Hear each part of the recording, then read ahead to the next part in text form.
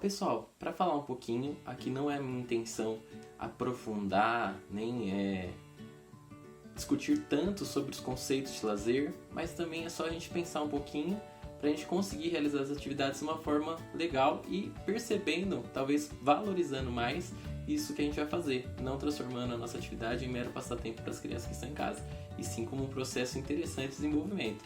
Aí a gente vai pensar, não é função, a gente não está aqui para fazer o papel da escola, não são essas atividades lá que a princípio a gente já tem os conhecimentos necessários para que elas sejam desenvolvidas da forma adequada, de acordo com a plataforma, não. São atividades que a gente vai trazer para o nosso cotidiano, que posteriormente podem ter até uma continuidade depois do isolamento, mas que são possíveis agora para o desenvolvimento, nesse tempo que a gente vai ter com as crianças principalmente. Mas, brevemente, vou falar um pouquinho do lazer para vocês e em seguida a gente vai começar a falar aí sobre as atividades, que é a cereja do bolo, certo? Então a gente vai falar sobre um pouquinho da conceituação de lazer, as possibilidades que o lazer pode trazer pra gente e breves considerações sobre o lazer na infância.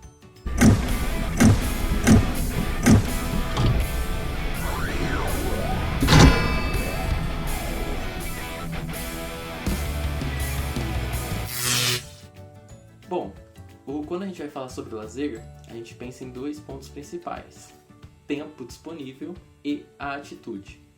A atitude, a gente se envolve como a gente vai se envolver com a prática ou com aquela atividade em si.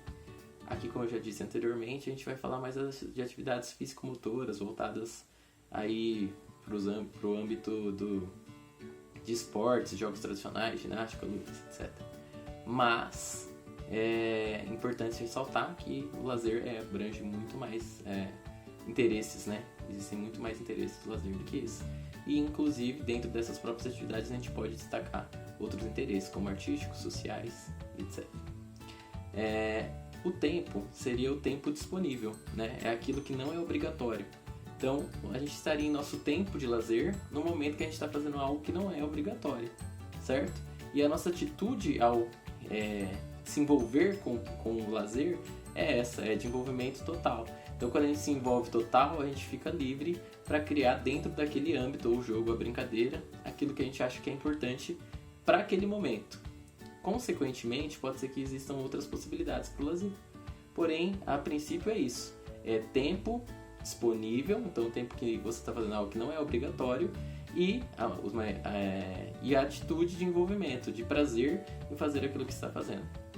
Então, tem até uma definição clássica aí de Marcelino, que é um dos autores mais conhecidos aí no lazer, que fala: cultura no sentido amplo, vivenciada no tempo disponível, com caráter desinteressado, sem busca de recompensa, além da própria satisfação provocada pela situação.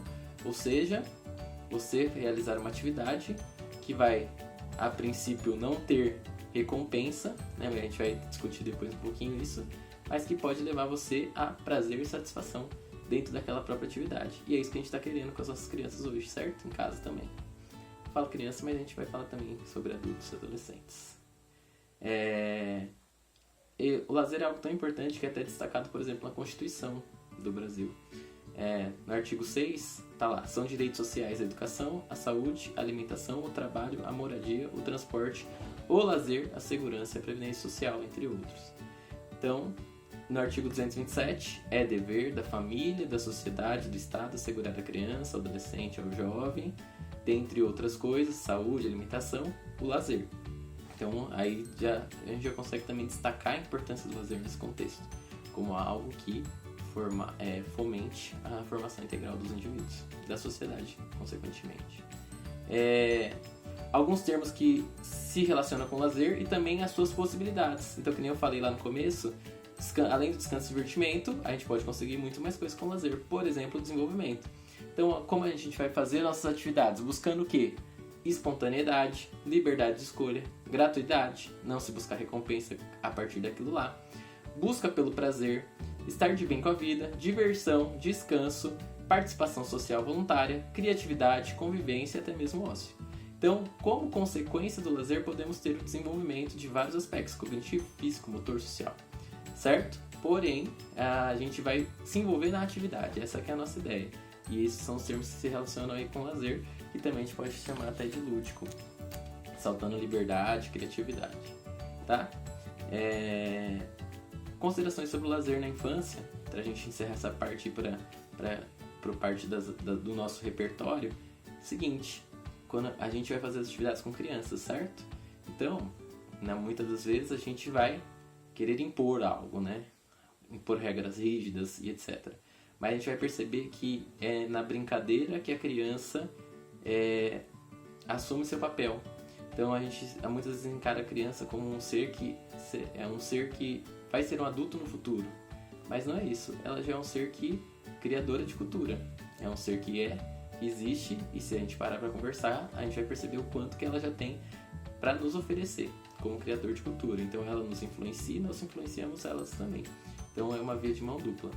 Então é o tempo disponível das crianças, né? Então a gente não necessariamente a gente pode chamar esse tempo de lazer, né? Porque ele está meio que obrigatório, a gente está fazendo as atividades em casa e tal, porque está sendo de certa forma obrigatório, mas por outro lado é um momento que a gente pode sim executar atividades pensando nessas características do lazer.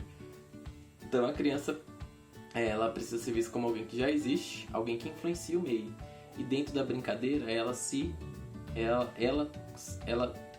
prova a sua existência, né?